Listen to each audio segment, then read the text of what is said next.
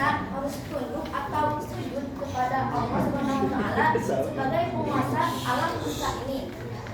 Masjid juga merupakan tempat ibadah umat Islam di mana kita melaksanakan sholat di sana. Tetapi masjid juga lebih multifungsi dari hal itu. Masjid bisa menjadi sebuah tempat untuk bermusyawarah demi kepentingan umat. Yang pertama itu, lalu bisa juga untuk mengkaji atau menimba ilmu, dan juga bisa menjadi sebuah sarana dakwah kepada masyarakat secara meluas. Nah, di Indonesia sendiri ada banyak sekali masjid yang dibangun dari desa, kecamatan, provinsi. Pasti ada aja masjid yang ada di setiap wilayah gitu. Nah, ini tuh hal yang harus kita banggakan, kita syukuri, karena kita bisa beribadah dengan mudah dimanapun dan kapanpun tanpa khawatir akan meninggalkan sholat. Bahkan sekarang di mall, tempat makan, di restoran pun sudah ada musola-musola untuk kita sholat, sehingga kita tidak perlu yang namanya melalaikan sholat jika kita masih punya keimanan begitu. Nah, dalam masjid sendiri juga harus ada pengelolaan yang baik. Maka disebutlah itu namanya manajemen masjid. Harus ada kelola yang baik di dalamnya, dan mengambil referensi dari aspek manajemen ada 4 poin, yakni controlling, planning, organizing, dan actuating. Ini adalah 4 hal yang diwajibkan atau yang dapat membantu untuk manajemen masjid.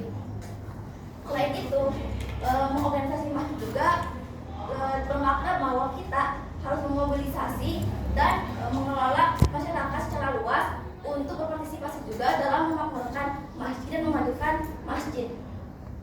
Nah, demikian dalam hal ini juga ada 3 poin dalam manajemen masjid, yaitu adalah imarah, idarah, dan riayah.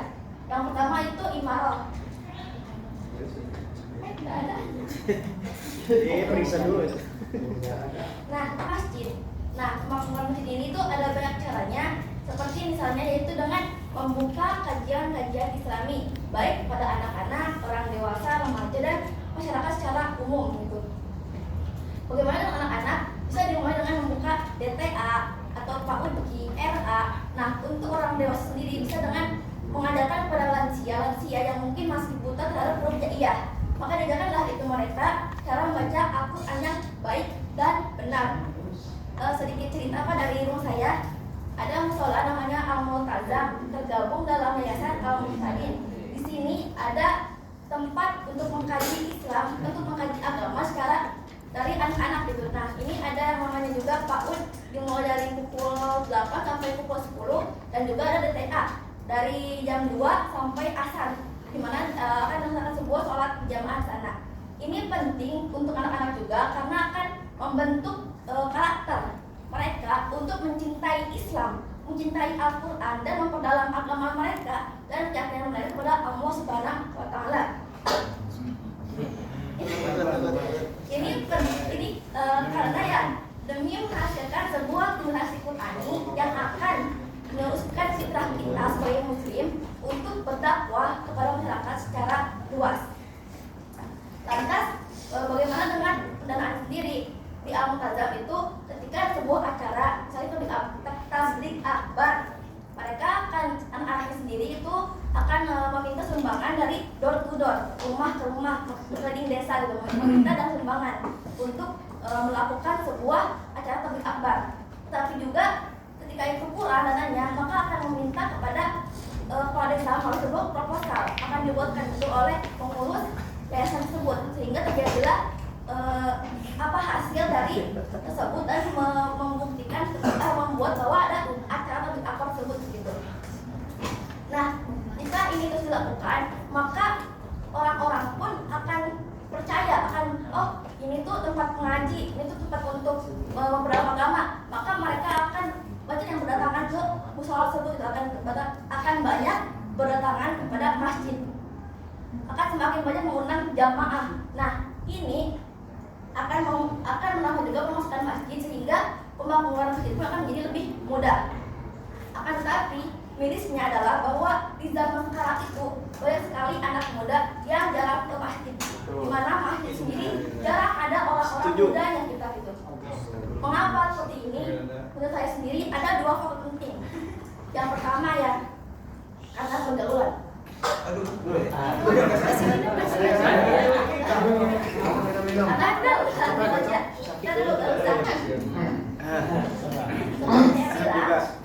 sekali kasus di mana pemuda itu ada di masjid. Menurut kalian, apa faktor penting mengapa pemuda itu ada di masjid? Ada yang mau bicara? Ada yang mau menambahkan atau apa gitu? Karena tidak ada wifi di masjid. So, Karena ini stigma sempit ya, muncul stigma sempit di masyarakat terutama. Itu adalah bahwa mengapa pemuda yang masjid karena kebiasaan tidak adanya cantuman otak bahwa masjid itu adalah tempat untuk kita mengenalkan diri kepada Allah. Nah, kebiasaan ini sendiri harusnya dibentuk sejak dini dan menghasilkan sebuah kebiasaan yang baik hingga tua nanti. Lanjut ke materi yang kedua yaitu idarah.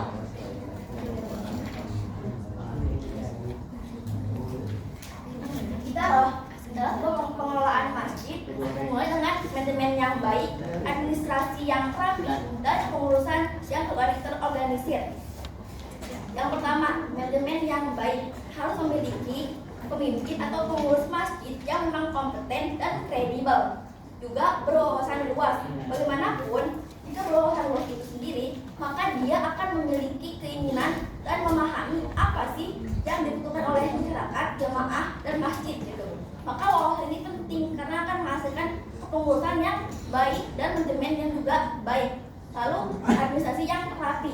Ketika ada sebuah dana yang masuk, maka harus ada yang namanya data, laporan, dan diberikan kepada orang-orang yang terlibat gitu. Ini adalah sebuah cara untuk membuktikan bahwa masjid itu bekerja dengan benar, sehingga masyarakat akan menaruh kepercayaan kepada masjid dan menjadi lebih ikhlas, ridho dalam menghibahkan hartanya kepada masjid. Jangan sampai dananya itu tuh tertimbun di masjid tanpa digunakan secara rata. Itu akan percuma saja itu. Dananya berjuta tapi dia tidak digunakan untuk pendidikan masjid, kan percuma saja itu. Lalu yang terakhir itu kepengurusan yang baik. Harus memilih orang-orang yang memiliki tanggung jawab, amanah, dan jujur. Jangan memilih pengurusan masjid melalui faktor favoritisme atau faktor berpihakan. Nah, itu tidak boleh karena akan menghasilkan sistem yang kacau balau karena dia tidak memiliki tanggung jawab itu karena memang dia kredibel, tapi dia karena ditunjuk gitu. Nah, itu kan akan menghasilkan sistem yang kacau sehingga hasilnya pun tidak akan menjadi baik. Lanjut yaitu yang terakhir ada yang namanya riayah.